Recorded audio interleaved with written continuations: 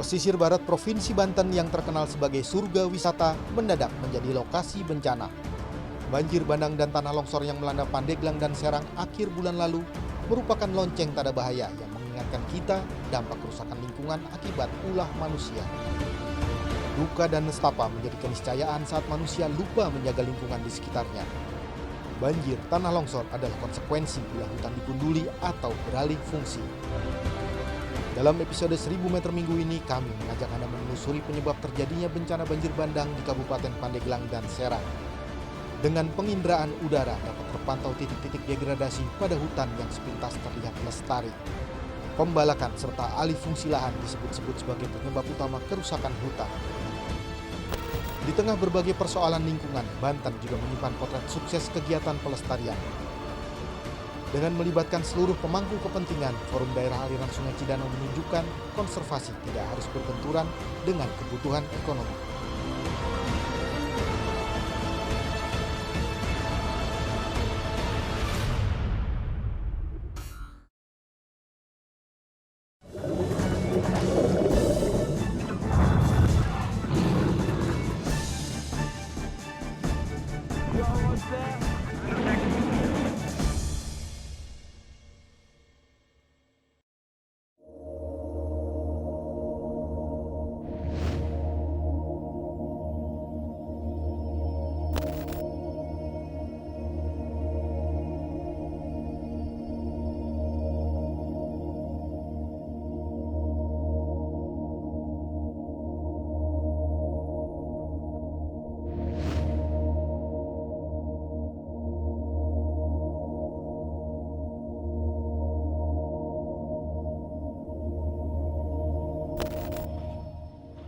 Mulai hujan itu sekitar jam 6 malam gitu ya, maghrib.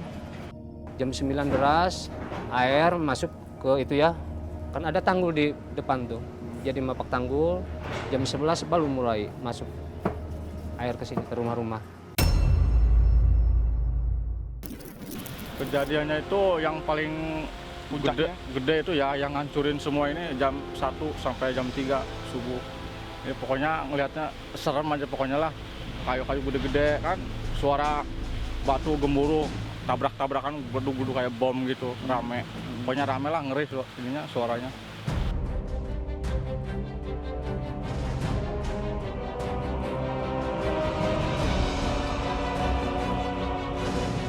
Desa Sindang Mandi terletak di Kabupaten Serang, Banten.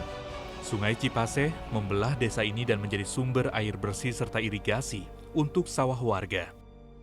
Warga tidak pernah menyangka, sungai yang menjadi urat nadi kehidupan mereka akhirnya justru membawa bencana. Masih berlawanan hujan, berlawanan dengan air kencang. Kami tidak pikirkan harta benda, Pak. Yang penting nyawa yang kita selamatkan. Saya gendong dengan warga saya ada di seberang sana bersama masyarakat, Pak. Saya dengan sangat antusias untuk menggendong daripada warga yang untuk kita evakuasi. Jadi yang tengah dulu yang habis ini rumah. Rumah dulu yang tengah dulu masuk tuh. Malah rumah itu tuh. Iya kan? Rumah itu, masuk rumah itu dulu. Ini rumah ini saya nggak sadar nih. Ini karena saya lihat rumah itu tetap ada. Kolam ini ada utuh. Setelah saya subuh, tahu dari anak-anak bahwa Pak, rumah hilang nggak ada sama kolam masjid. Itulah di situ saya tahu.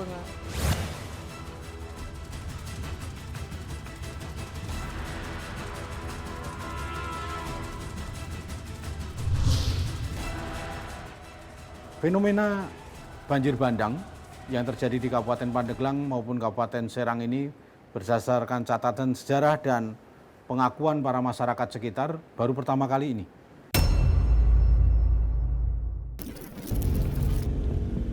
Puluhan kepala keluarga kini tinggal di pengungsian.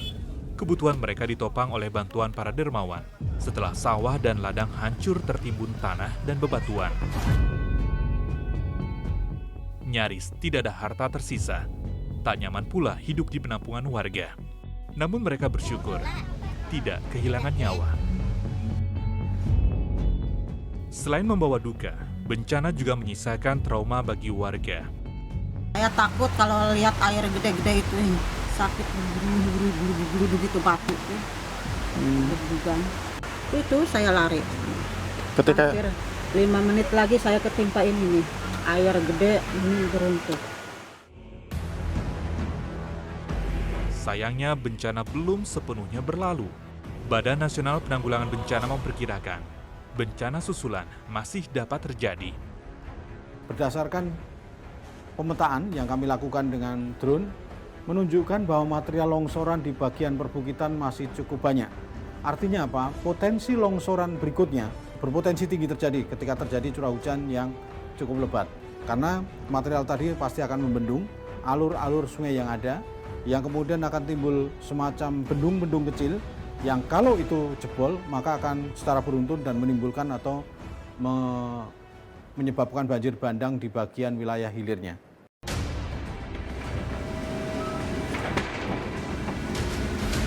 Ironisnya, warga desa menjadi korban bencana akibat ulah orang-orang tidak bertanggung jawab yang merusak lingkungan di kawasan hulu, daerah aliran sungai.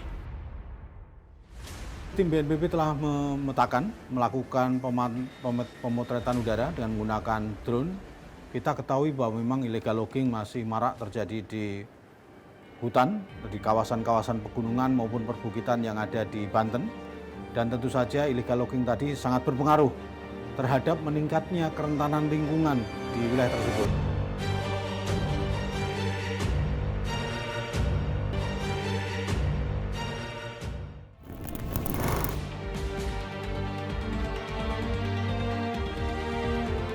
Tidak bisa dipungkiri kalau kita lihat banyak tebangan, ya, banyak pohon-pohon yang tumbang. Berarti di atas sudah ada pembotakan itu. Ya, itu nggak usah ditutupi lah.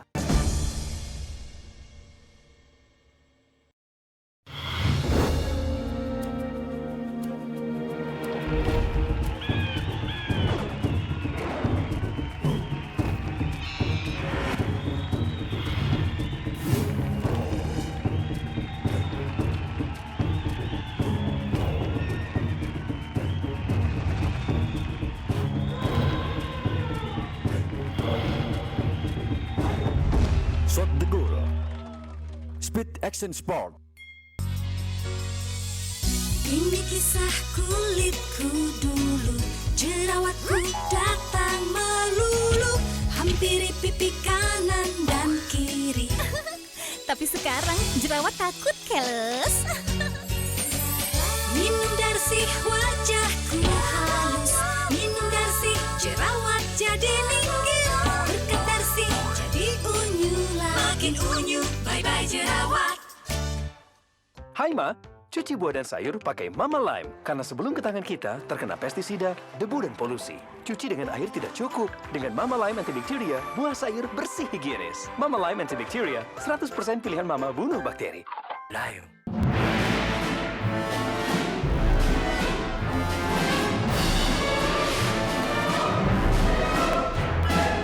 Lampaui batasan dirimu. I'm possible.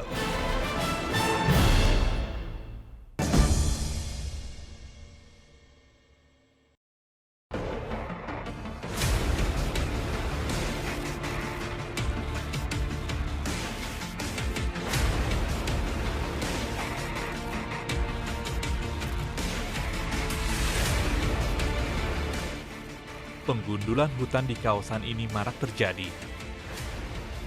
Dan bila hutan menghilang, bencana pun segera datang. Degradasi lingkungan juga semakin meningkat, adanya illegal logging, adanya konversi perubahan penggunaan lahan dari hutan menjadi perkebunan, dari perkebunan menjadi permukiman, dan lainnya. Di satu sisi di bagian hilir bertambahnya jumlah penduduk dan aktivitas ekonomi telah menyebabkan degradasi lingkungan. Yang saya lihat itu kayu sih yang paling banyak, kayu gede-gede yang nyebrang ini, menghajar rumah ini, kayu. Banyaknya gelondongan kayu yang terbawa banjir membuktikan ekosistem kawasan hulu tidak lagi sehat. Pembabatan hutan membuat struktur tanah rapuh, sehingga mudah longsor. Padahal kawasan ini berfungsi strategis menjaga hidrologi Provinsi Banten. Nah memang wilayah itu ada satu yang dibilang apa namanya, yang kita sering dengar Gunung Akar ya. Di situ memang ada 3 kawasan gunung yang menjadi apa ya, daerah tangkapan air untuk wilayah Banten ada di sana. Itu kira-kira hampir 12.000 hektar ya. Ada 3 gunung, itu Gunung Hasepan, Gunung Karang, dan Gunung Polosari. Tidak bisa dipungkiri kalau kita lihat banyak tebangan, ya banyak pohon-pohon yang tumbang. Berarti di atas sudah ada pembotakan itu. Ya, itu nggak usah ditutup-tutupi lah. Penelusuran kami dari udara menunjukkan tutupan hutan di kawasan ini telah botak di sana-sini. Di balik bukit dan lembah yang masih terlihat hijau dari pantai, ternyata tidak lagi utuh di sisi dalamnya. Kondisi sebelumnya ini hutan menggundul karena dirambah oleh massa untuk ditanami pohon-pohon masyarakat dan di huma, padi gogo itu. Tampaknya, menjaga kelestarian hutan memang jauh lebih mudah untuk diucapkan daripada dilaksanakan. Karena di lingkungan kita ini kebanyakan kan hutan rakyat. Jadi rakyat juga karena memang mungkin kebutuhan perutnya harus terpenuhi, mau tidak mau dia harus jual beberapa pohon dan dia harus tebang itu untuk memenuhi kebutuhan ekonominya. Pemerintah tidak bisa berbuat banyak ketika masyarakat dituntut dengan ekonomi yang menurut dia ini butuh gitu. Ketika mereka menjual hanya bisa menjual itu hasil hutan yang dia lakukan, setelah itu tidak ada lagi. Kita pernah dulu melakukan keterampilan untuk masyarakat sekitar hutan. Tetapi mereka menjawab, ketika kami sudah punya keterampilan, tidak diperkenankan untuk mendebang, keterampilan kami ini, karya kami ini, produk kami ini mau dijual kemana? Melihat lebih dekat, kondisi alam di kawasan ini sungguh memprihatinkan. Lereng banyak yang gundul, padahal kondisi ini sangat rawan longsor.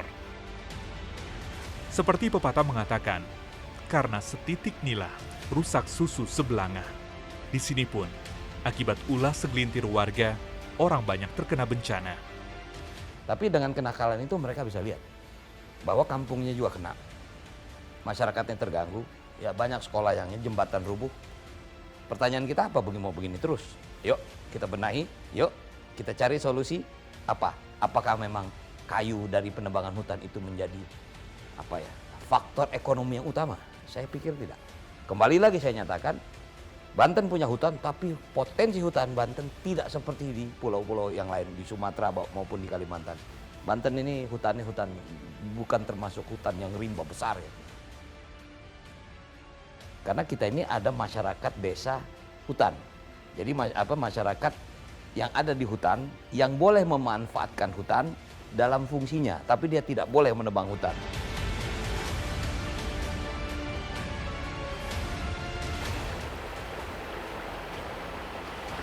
Di kaki Gunung Hasepan inilah yang menjadi salah satu sumber penyebab longsor terbesar di Kecamatan Carita. Menurut pengelola kawasan hutan dengan tujuan khusus Carita, ada lebih dari 20 titik longsor yang mengakibatkan puluhan rumah terendam serta melumpuhkan jalur utama menuju Anyer.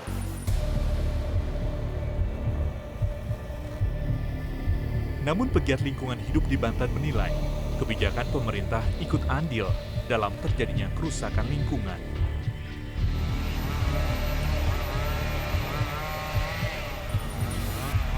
Ya, kembali pada kebijakan pemerintah. Mestinya di kawasan-kawasan yang rawan longsor itu tidak ditanami oleh tanaman yang masuk dalam kategori fast growing species ya, seperti albasia yang 3 tahun udah mulai bisa ditebang. Ya harus didorong oleh pemerintah mendorong tanaman yang puluhan tahun. Tetapi juga ada kebijakan lain dari pemerintah yang memberikan insentif gitu kepada mereka yang memang mempertahankan hutan atau mencegah longsor. Pertama yang harus kita benahin adalah aspek tata ruang. Hendaknya penataan ruang itu selalu memperhatikan ancaman bencananya. Kalau di sana memang sudah disusun peta rawan banjir, peta rawan longsor, hendaknya peta tadi dimasukkan di dalam penyusunan tata ruang yang kemudian diimplementasikan di lapangan secara benar. Kalau tidak, maka ancaman bencana atau kembali terulangnya banjir bandang di Pandeglang, di Kabupaten Serang akan mudah sekali terjadi kembali. Nah, Yang kedua, tak kalah penting adalah bagaimana mengendalikan agar illegal logging yang terjadi di kawasan-kawasan perbukitan dan pegunungan di bagian hulu dari Serang maupun Pandeglang betul-betul tidak terjadi. Oleh karena itu penegakan hukum, patroli betul-betul harus ditingkatkan.